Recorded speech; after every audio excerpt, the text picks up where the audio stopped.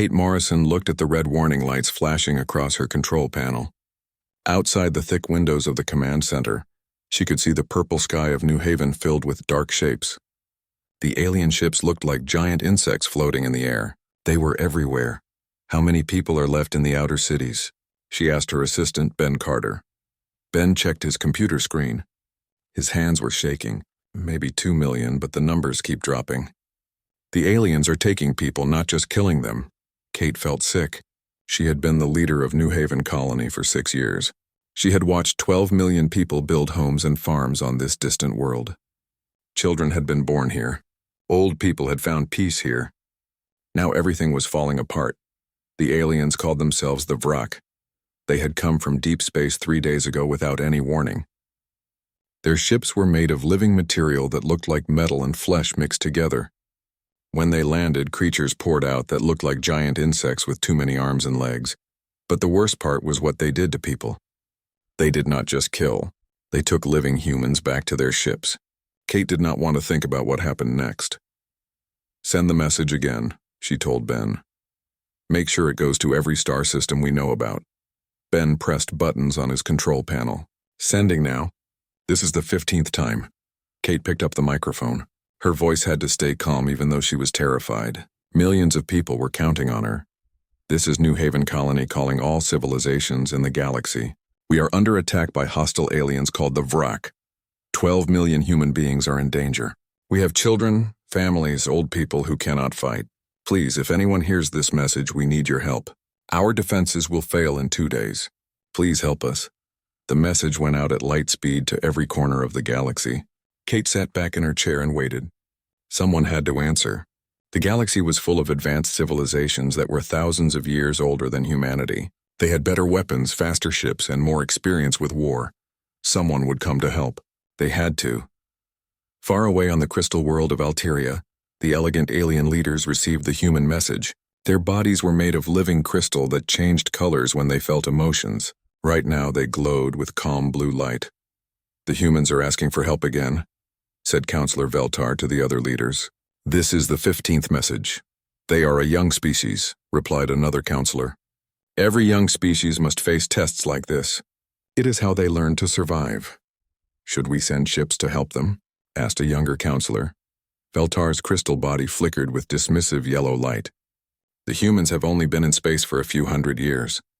They chose to build colonies far from home. If they cannot defend those colonies, that is their problem, not ours." The Alterian Council voted. The decision was unanimous. They would not help the humans.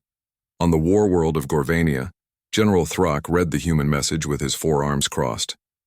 His people were warriors who had conquered dozens of star systems. They understood strength and weakness. "The humans are weak," he told his officers. "They build colonies but cannot protect them. Let the Vrak teach them a lesson. Maybe next time they will think before they expand too quickly." His officers agreed. The Gorvani Empire had no interest in helping weak species. If the humans wanted to survive, they needed to become stronger. Even the peaceful Zentharians, who helped refugees and disaster victims across the galaxy, decided not to send aid.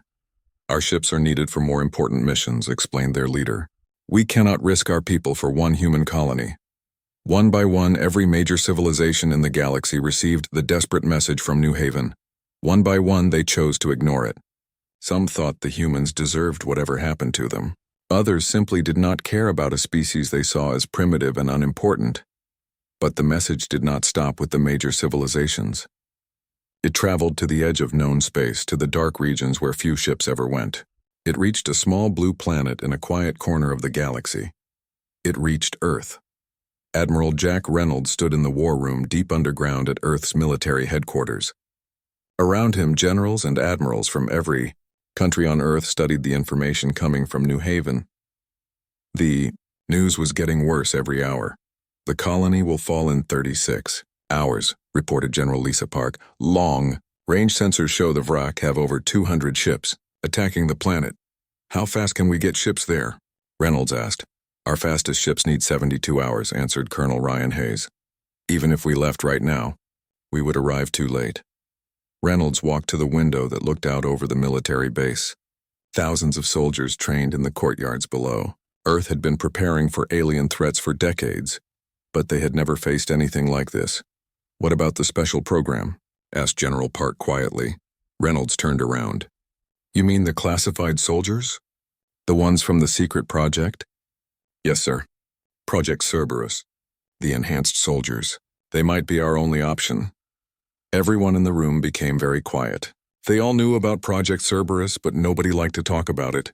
10 years ago, Earth scientists had taken volunteers from the military and changed them. They had made them faster, stronger, and more dangerous than any normal human. They had also made them into something that was not quite human anymore. "Those soldiers are dangerous," Reynolds said. "We created them to fight aliens, but they are not normal people anymore. They think differently. They feel differently. Right now, 12 million colonists need those soldiers more than they need normal people," Park replied. Reynolds was quiet for a long time. Outside, he could see fighter jets taking off for training missions.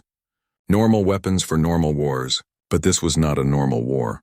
"Contact Dr. Bennett at the research facility," he finally said. "Tell her to wake up the enhanced soldiers." As the orders went out, Reynolds wondered if they were making the right choice. The galaxy had ignored humanity's call for help. Now Earth was about to show them what happened when humans had to solve problems on their own. The enhanced soldiers would save New Haven, but the galaxy might not like the methods they used. Dr. Helen Bennett walked through the underground hallways of Facility 7. The place was built 3 miles under the Nevada desert, hidden from satellites and curious eyes. Very few people knew this place existed. Even fewer knew what was kept here. The elevator went down for a long time before it stopped at level 9. Helen showed her special badge to the security guard, Marcus Webb. Only 12 people in the world had badges that could open these doors. "Are you sure about this, Doctor?" Marcus asked. "The last time we woke them up, 3 people died before we could put them back to sleep." "The situation is different now," Helen replied. "We need them awake and ready to fight." They walked past empty rooms with thick metal walls. Some of the walls had deep scratches in them, like giant claws had tried to dig through the steel. Helen tried not to think about what had made those marks. At the end of the hallway were 12 special rooms. Each room had a window so people could look inside. In most of the rooms, a person was sleeping in a special bed that kept them alive but unconscious. These were not normal people anymore. In the first room, Danny Wright was slowly waking up. He had volunteered for the program 5 years ago when he was a sergeant in the Army. Now he looked human, but everything about him had been changed. His muscles were stronger than steel cables. His bones could stop bullets. His eyes glowed with a faint blue light from the computer chips connected to his brain. When he moved, it was too fast and too smooth for a normal person. "Danny is ready," Helen said, making notes on her computer tablet.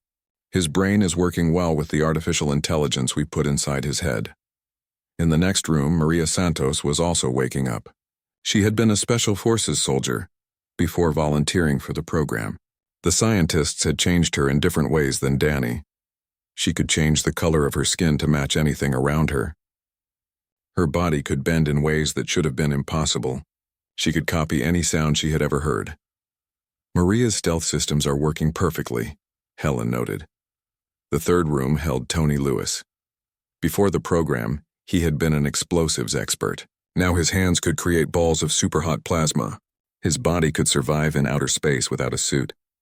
His brain could calculate how to destroy buildings in milliseconds. One by one, Helen checked on all 12 enhanced soldiers.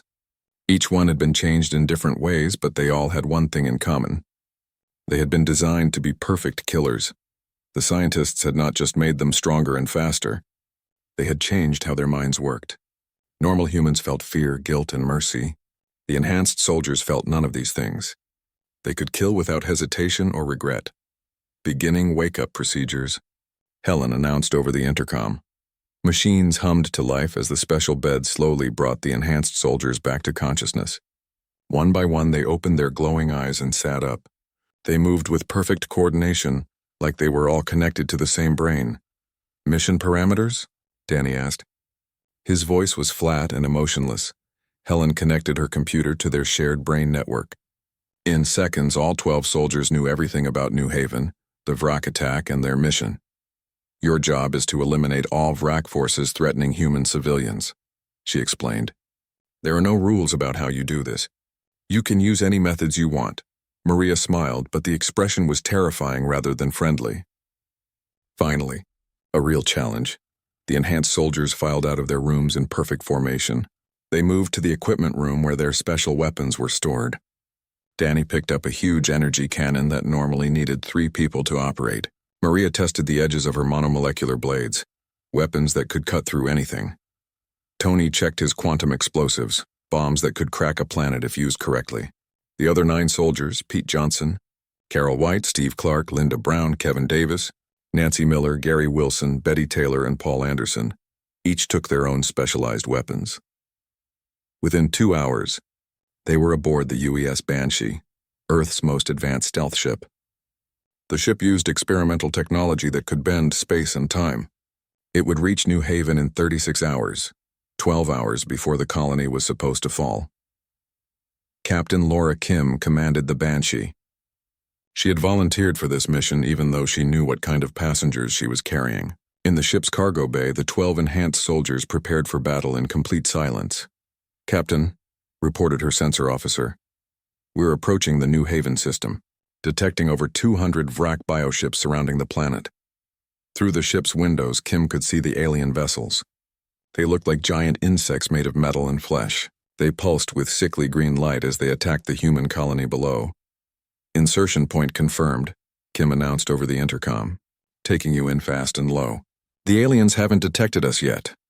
The enhanced soldiers climbed into their drop pods without speaking. These were not normal military insertion vehicles. They had been specially built for soldiers who could survive impacts that would kill normal humans.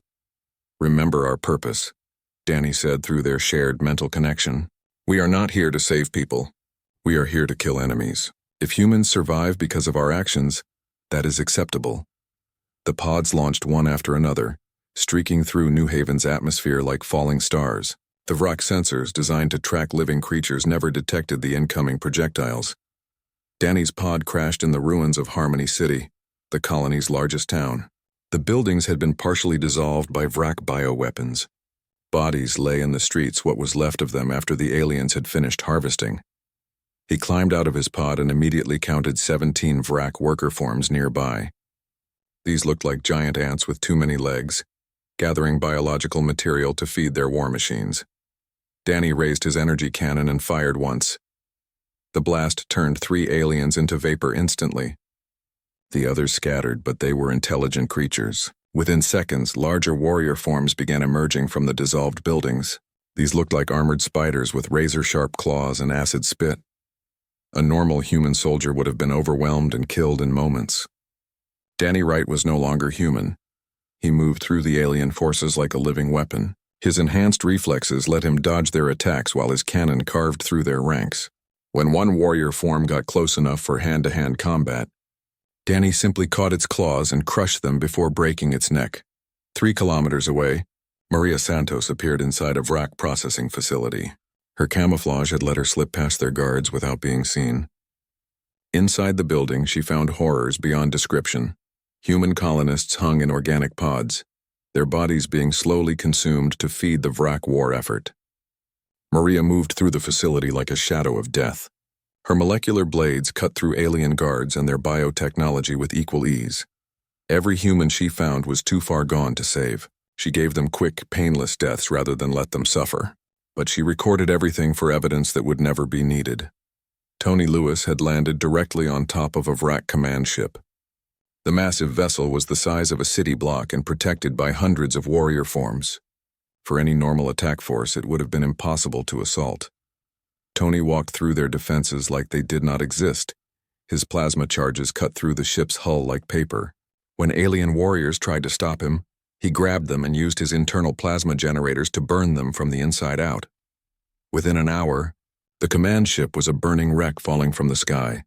The Vrak had fought many wars against many species. They had faced enemies with better technology and superior numbers, but they had never encountered anything like the 12 enhanced soldiers now loose on New Haven's surface. The humans did not fight with honor or strategy. They fought with the mechanical efficiency of machines designed only to kill. They felt no fear, showed no mercy, and adapted to every tactic the aliens tried. By the end of the first day, 17 wrack bioships had been destroyed. By the end of the second day, that number had climbed to 41. The monsters Earth had sent were just getting started. The third day of fighting began with Danny Wright standing on top of a destroyed wrack bioship. Around him, the landscape of New Haven looked like a nightmare. Buildings had been dissolved into organic slime.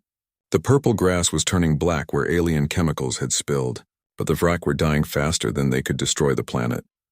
Danny's enhanced senses detected movement 3 kilometers away. A group of rock warriors was trying to set up a new processing center in the ruins of a human school. He shouldered his energy cannon and began walking in their direction.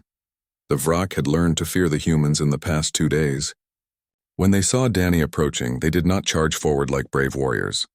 Instead, they tried to hide behind the dissolving walls of the school building. It did not help them. Danny's cannon could fire through solid rock. The energy beams went through the walls and turned the hiding aliens into clouds of superheated gas. He walked through the building methodically, making sure every enemy was dead before moving on. Meanwhile, Maria Santos was deep inside another Vrak bioship. This one was different from the others. It was a command vessel, filled with the alien officers who planned their attacks. Maria had been hunting these officers for hours, using her stealth abilities to move unseen through the ship's organic corridors. The bioship's walls pulsed like living tissue because they were living tissue. Everything the Vrak built was grown rather than manufactured. Their technology was a mixture of biology and engineering that most species found disturbing. Maria found it useful. The biological components had weaknesses that metal and plastic did not have. She placed small explosives at key nerve clusters throughout the ship. When she detonated them, the entire vessel would die like a poisoned animal. But first, she wanted to gather intelligence about Vrak plans and capabilities. In the command center, she found 3 Vrak officers studying holographic displays of the battle. They looked like giant mantises with 4 arms and compound eyes. They were discussing how to retreat from New Haven without losing more ships. Maria listened from the shadows, recording their conversation through her enhanced hearing.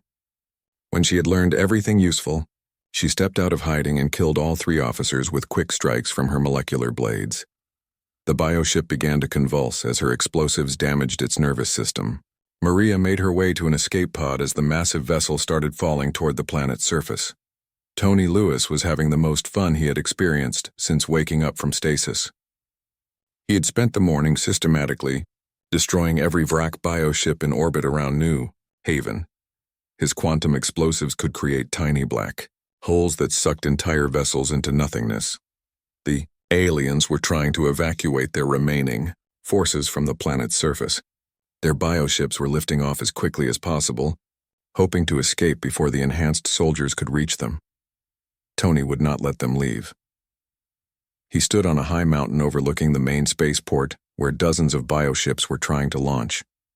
His enhanced brain calculated flight paths, escape vectors, and optimal targeting solutions in milliseconds. He began throwing quantum charges like grenades. Each one created a small distortion in spacetime that pulled the bioships off course. They crashed into each other or fell back to the ground in burning heaps. The other enhanced soldiers were equally busy. Carol White had discovered that Vrak bioships shared a collective communication network. By hacking into this network, she could send false orders that confused their military coordination. Steve Clark and Linda Brown were working together to destroy the aliens' ground-based weapons. The Vrak had set up biocannons that could shoot energy beams into orbit. These weapons were protected by force fields and automated defenses. The enhanced soldiers walked through the defenses like they were not there. Their enhanced reflexes let them dodge energy beams that moved at the speed of light. Their weapons could overload force field generators with precisely targeted shots. Kevin Davis had found something interesting in the ruins of New Haven's capital city. The Vrak had built a large biofacility that seemed to be some kind of research center. Inside, he discovered tanks filled with human genetic material. The aliens were not just harvesting humans for food or slave labor. They were studying human biology, trying to understand what made Earth's species different from other forms of life in the galaxy. Kevin destroyed the facility with extreme prejudice. His plasma weapons turned the entire complex into a crater of molten glass. Any research the Vrak had conducted was lost forever. Nancy Miller was hunting in the planet's ocean. Several wrack bioships had crashed into the water and were trying to establish underwater bases. The aliens could breathe water as easily as air, which gave them an advantage in aquatic environments. Nancy's enhancements included the ability to function underwater indefinitely. She swam through the alien installations like a shark, her molecular weapons cutting through biohulls and organic machinery with equal ease. The wrack warriors she encountered underwater moved sluggishly compared to her enhanced speed. She killed them so quickly that many did not even realize they were under attack before they died.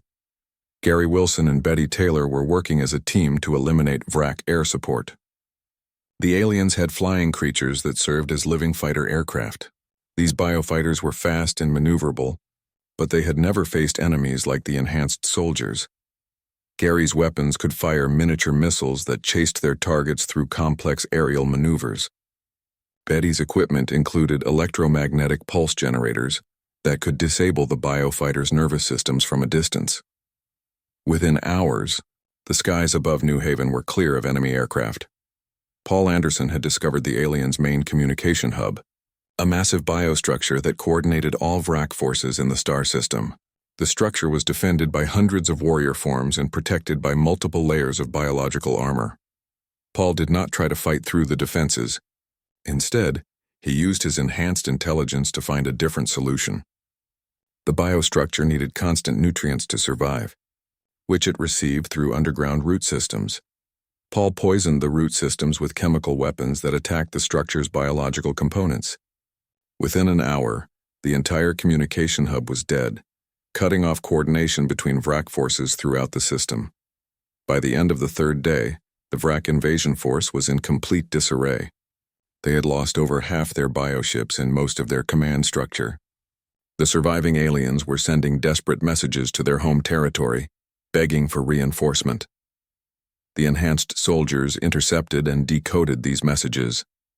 They learned that a much larger wrack fleet was already moving toward New Haven, bringing millions of additional warriors to overwhelm the human defenders.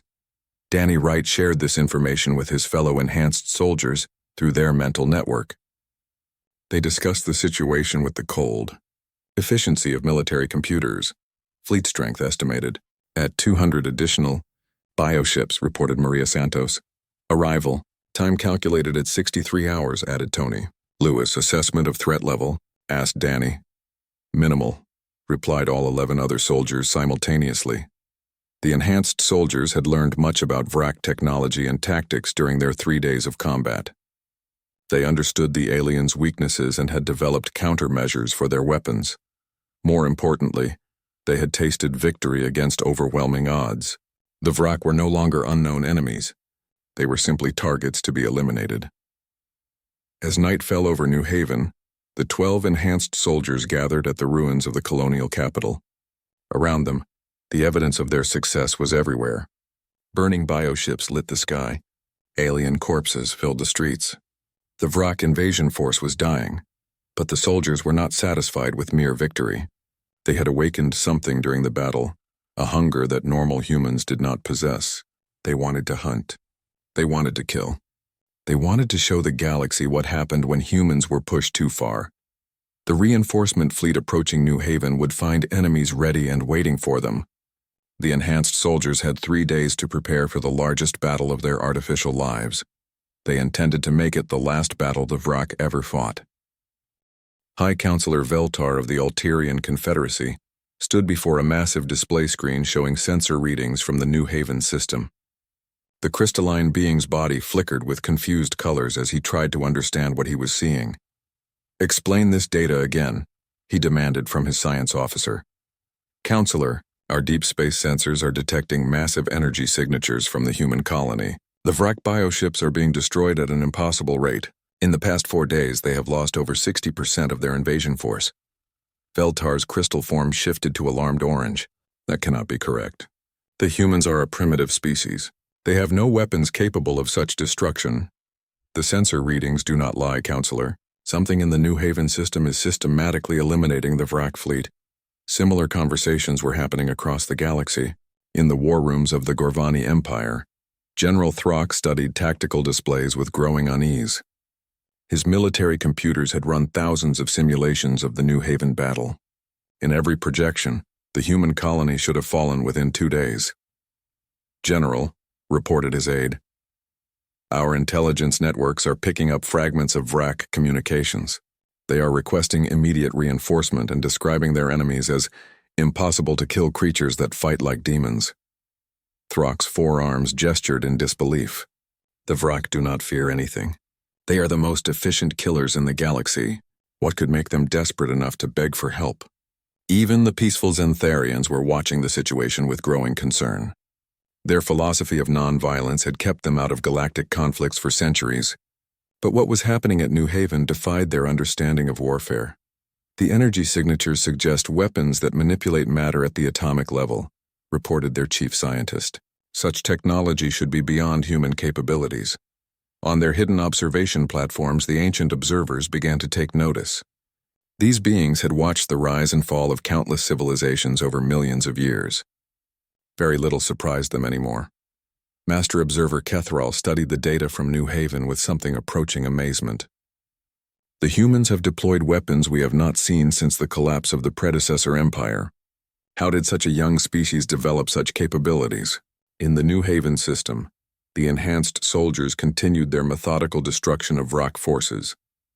They had learned to work together with frightening efficiency, coordinating their attacks through their shared mental network. Danny Wright discovered that VRAC bioships had a central weakness. Each vessel contained a primary nerve cluster that controlled all ship functions. If this cluster was destroyed, the entire ship would die instantly. He began hunting these nerve clusters with surgical precision. His energy cannon could penetrate bioarmor and target specific internal organs from incredible distances. Massive bioships simply shut down and drifted lifeless through space as he eliminated their control centers. Maria Santos had perfected her infiltration techniques. She could now mimic VRAC pheromone signatures, allowing her to move freely through alien installations. The VRAC guards thought she was one of their own officers until her molecular blades ended their confusion permanently. Tony Lewis had moved beyond simple destruction to psychological warfare. He began leaving VRAC survivors alive but horribly mutilated, letting them spread terror through the remaining alien forces. The normally fearless VRAC warriors began showing signs of panic when his quantum charges appeared in their midst. The other enhanced soldiers developed their own specialties. Carol White became an expert at turning VRAC biotechnology against itself. She could reprogram alien weapons to attack their own forces. Steve Clark specialized in destroying VRAC supply lines, ensuring that surviving bioships could not receive nutrients or reinforcement. By the 5th day of battle, the original VRAC invasion force had been reduced to fewer than 30 bioships. Most of these were trying to flee the system, but the enhanced soldiers would not let them escape. Nancy Miller and Gary Wilson worked together to set up orbital ambushes. They positioned themselves at the system's edge where fleeing bioships would try to enter hyperspace. The aliens found their escape routes blocked by enemies who seemed to appear from nowhere. Betty Taylor and Paul Anderson focused on destroying VRAC communication equipment. They wanted to ensure that no intelligence about human capabilities reached the alien home territory. Every VRAC who encountered the enhanced soldiers had to die with their secrets. The galaxy's intelligence services were working frantically to understand what was happening. Spy satellites and sensor networks tried to penetrate the New Haven system, but Earth's stealth technology kept the enhanced soldiers hidden from detection. All the various alien civilizations could see were the results.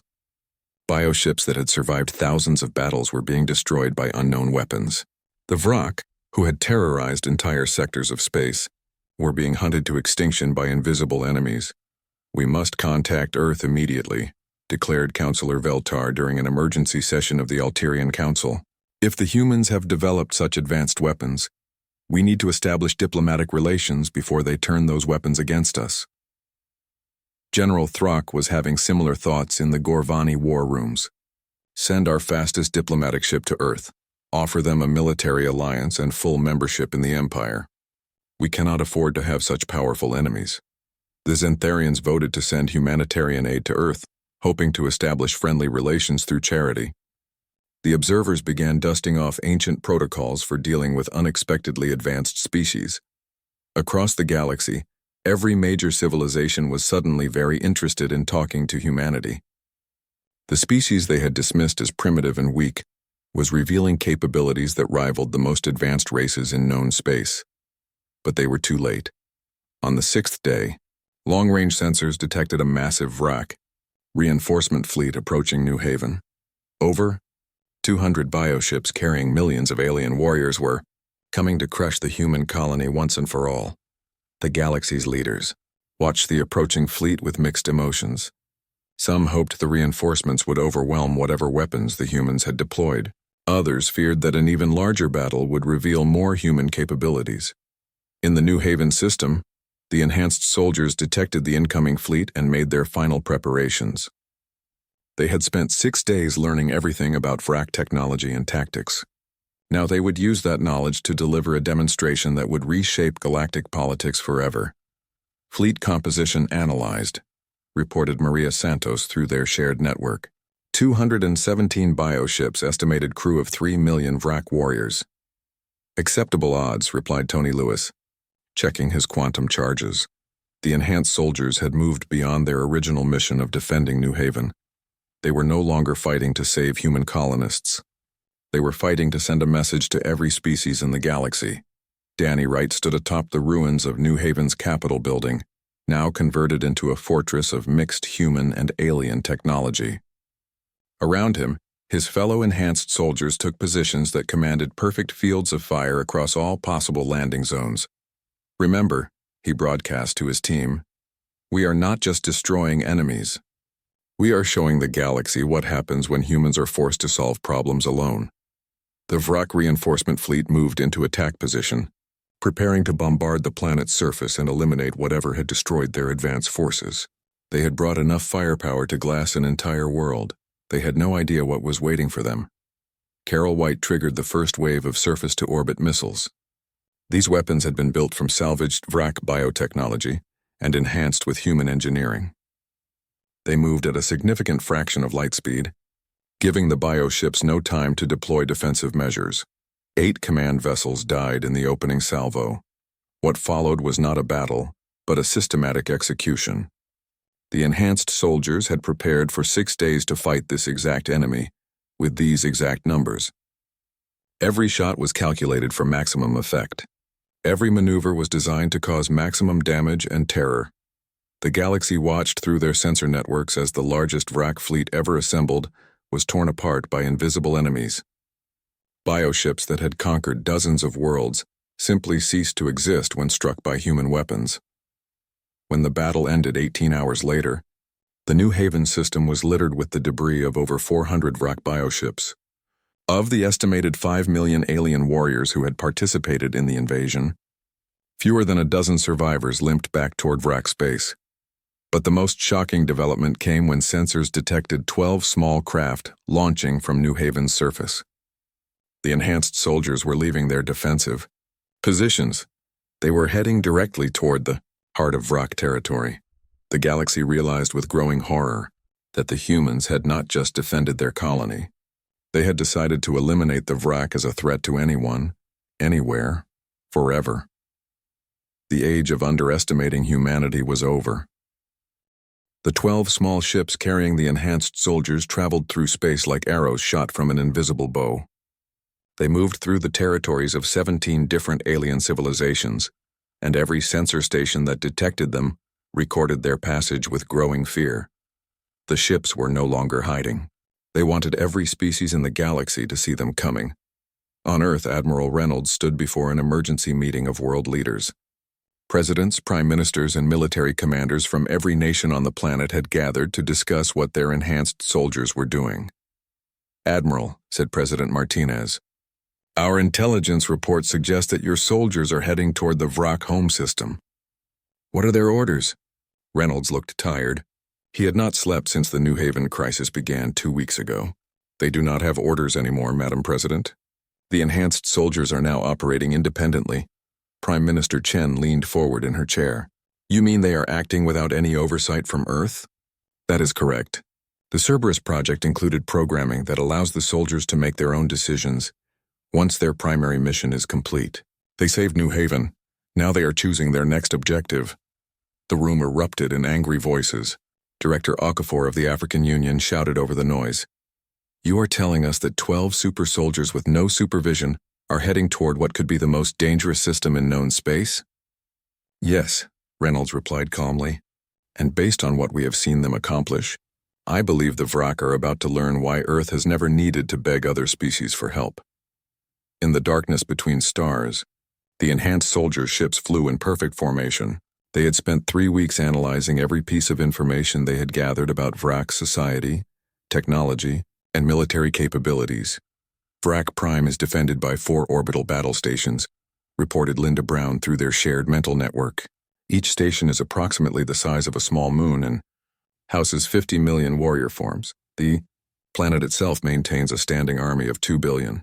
Warriors, added Steve Clark. They also possess bioweapons that have never been used outside their home system. Danny Wright processed this information without concern. Assessment of threat level?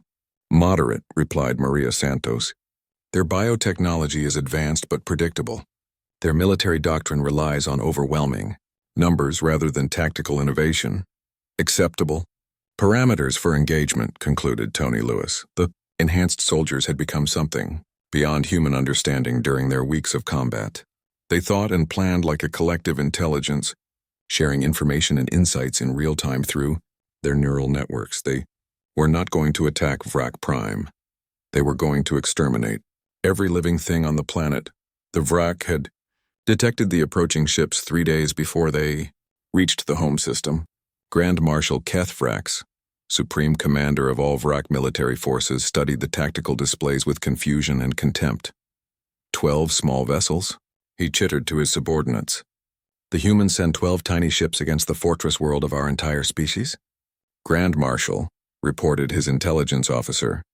These appear to be the same entities responsible for the New Haven massacre. We recommend extreme caution. Keth Vrax's mandibles clicked in dismissive laughter. Caution? Against 12 ships? Deploy the 3rd and 5th war swarms to intercept them. This insult will be answered with the complete extinction of the human species. The 3rd and 5th war swarms represented nearly 1 million bioships. It was more military force than most galactic civilizations possessed in their entire fleets. They moved out from Vrak Prime in a formation that covered hundreds of thousands of cubic kilometers, their bioluminescent hulls pulsing with eager anticipation. The enhanced soldiers detected the approaching swarms and made their final preparations. Each of their ships carried experimental weapons that pushed the boundaries of known physics. They had learned much from studying Vrak biotechnology, and they had improved upon it in ways the original creators never imagined. The battle began when the Vrak swarms opened fire at maximum range. Bioplasma bolts that could vaporize normal starships converged on the 12 human vessels from every direction. None of them hit their targets. The enhanced soldiers' ships moved through the plasma barrage like dancers performing a perfect routine.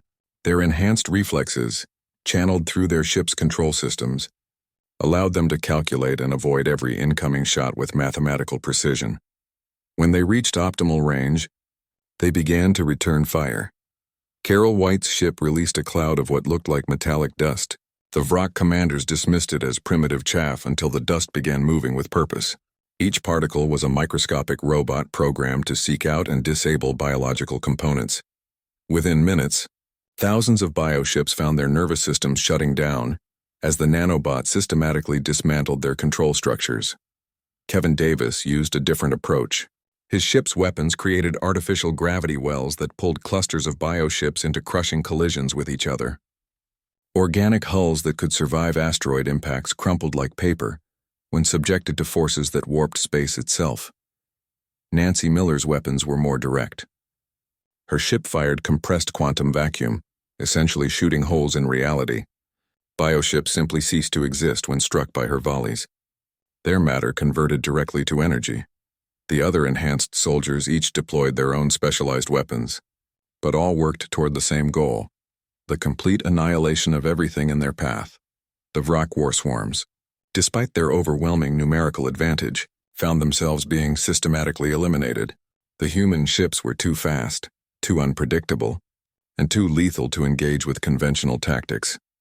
When the last bioship of the 5th war swarm exploded in a burst of bioplasma, Grand Marshal Keith Vrax finally understood what his species was facing. The humans had not sent an attack force to Vrak Prime. They had sent an extermination squad. The enhanced soldier ships reached the orbital defenses without taking a single hit. The 4 massive battle stations opened fire with weapons that had never failed to destroy any target in galactic history. Danny Wright's ship flew directly through the weapons barrage and emerged unscathed. The battle station's bioplasma cannons could not track something that moved with such inhuman precision. As the 12 ships closed on their targets, they began broadcasting a message on all frequencies. Every intelligence service in the galaxy detected and recorded the transmission. It was Danny Wright's voice, but it carried the harmonized tones of all 12 enhanced soldiers speaking as one. People of the galaxy, you chose silence when humans asked for help. You believed we were weak because we had not conquered others. You mistook our restraint for inability. Today you learn the truth. Earth does not beg. Earth does not negotiate. Earth does not forgive. Remember New Haven. Remember this day. And remember that monsters sleep in the dark between stars, waiting for those who would harm the innocent. The 4 orbital battle stations died within an hour. Each one housed 50 million Vrak warriors. None of them survived. The 2 billion Vrak on the planet's surface lasted only slightly longer. The enhanced soldiers descended to Vrak Prime like the wrath of an angry god. They moved through cities that had stood for millions of years, systematically eliminating every form of life they encountered. They were no longer fighting a war. They were conducting a scientific experiment in extinction. When they finally departed Vrak Prime, they left behind a dead world that would never again threaten any species in the galaxy. The Vrak, as a civilization, had simply ceased to exist. But the message they had broadcast continued to echo across space. Within days, every major galactic power had sent diplomatic missions racing toward Earth at maximum speed. Trade agreements, defense pacts, and cultural exchanges were offered with desperate enthusiasm. Species that had ignored humanity's plea for help now competed to gain Earth's favor. High Counselor Veltar arrived at Earth personally, his crystalline form flickering with humble blue light as he requested an audience with human leaders. General Throck came bearing gifts of advanced technology, hoping to convince humanity that the Gorvani Empire had always respected their capabilities. Even the peaceful Xantharians sent aid shipments and offers of friendship, terrified that Earth might decide their pacifist philosophy was insufficient protection. Admiral Reynolds met with each delegation in turn, listening to their offers with polite attention. But his responses were always the same. Humanity appreciates your interest in establishing relations. We will consider your proposals and respond in due time. The truth was that Earth no longer needed anything the galaxy could offer. The enhanced soldiers had returned from their mission with complete technical specifications for every alien technology they had encountered. Human scientists were already reverse engineering bioships, energy weapons, and faster-than-light drives. More importantly, the galaxy had learned a fundamental truth about humanity. They were indeed a young species, still growing into their potential. But they were not weak or primitive. They had simply been sleeping. The enhanced soldiers had awakened something in human consciousness, a realization that Earth's children would never, again, be abandoned to face extinction alone. The galaxy could choose to be friends or enemies, but we